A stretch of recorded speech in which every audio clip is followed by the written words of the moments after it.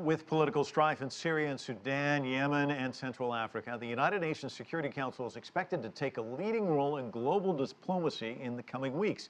And this month, China assumes the Council's rotating presidency. For a preview, we turn to CCTV's UN correspondent, Stephen Fee.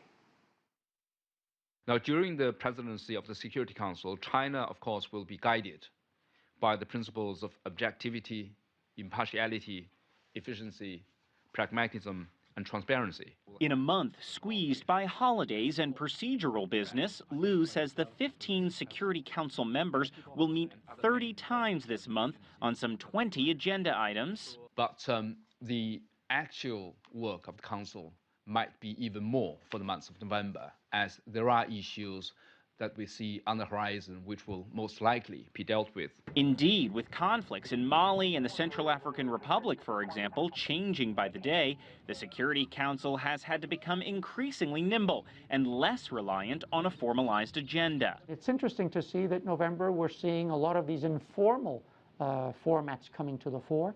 These are very good because they enable the Security Council to perform better in the early warning side. Bruno Stagno served as Costa Rica's foreign minister and UN ambassador, and he now directs the publication Security Council report.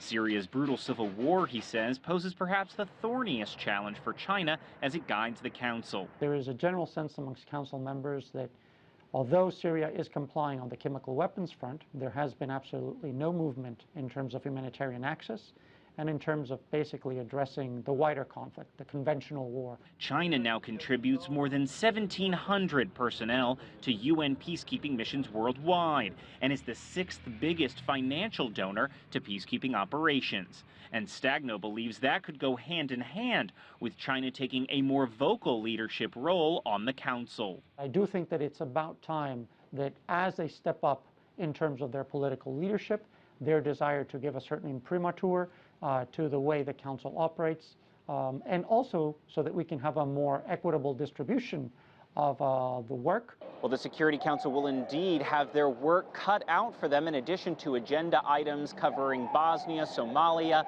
Libya, and Lebanon. The Council on Tuesday will receive its first briefing from the joint UN mission overseeing the destruction of Syria's chemical weapons. Stephen Fee, CCTV, New York.